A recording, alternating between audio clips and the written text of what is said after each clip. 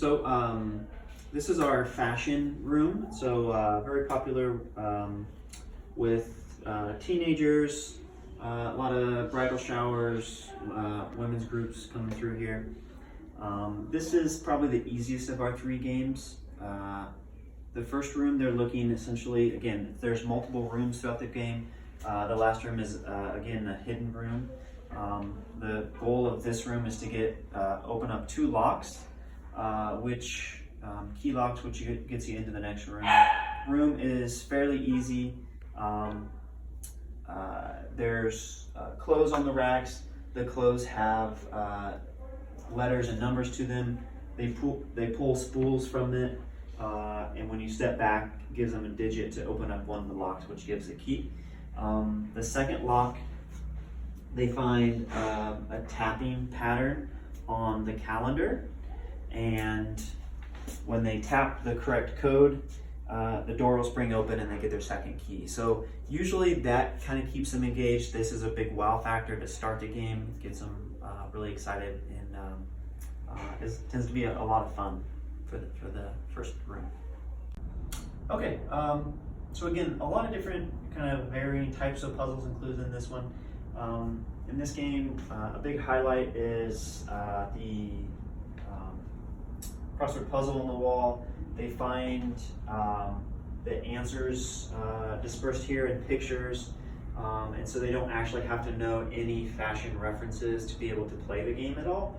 But it is something, kind of fun and useful. People love writing up on the wall. Underneath the rug, so that's what that tells them to do, is look under the rug.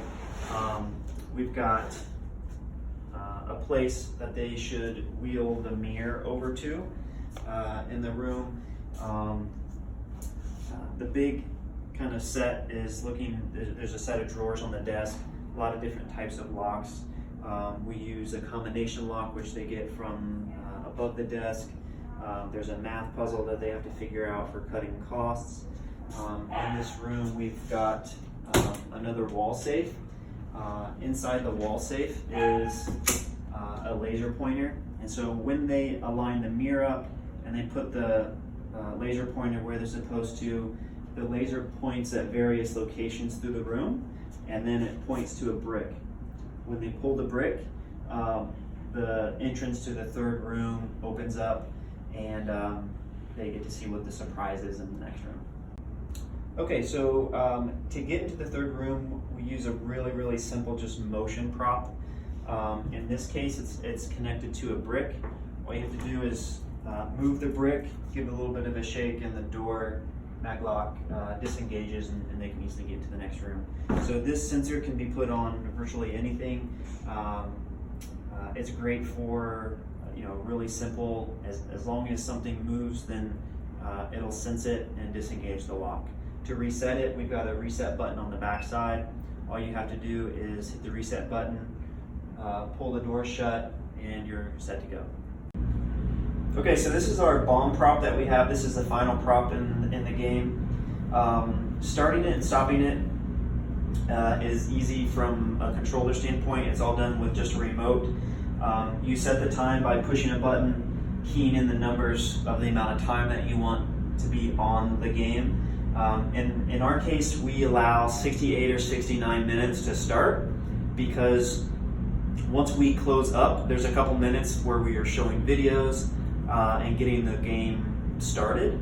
And so that allows a little bit of leeway so that there's not a huge difference between the time clock and the time on the remote.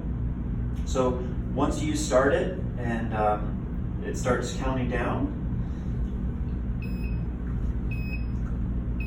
so it's not really that audible in the next room once the door is shut, but once they're in here, you can definitely hear it beeping. It gives a lot of intensity to the game as time is winding down.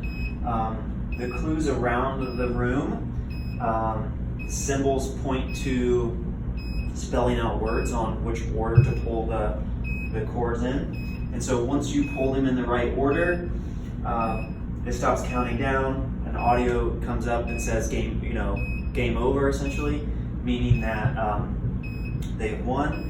If they pull them in the wrong order, an explosion sound goes off, that they, lost the game.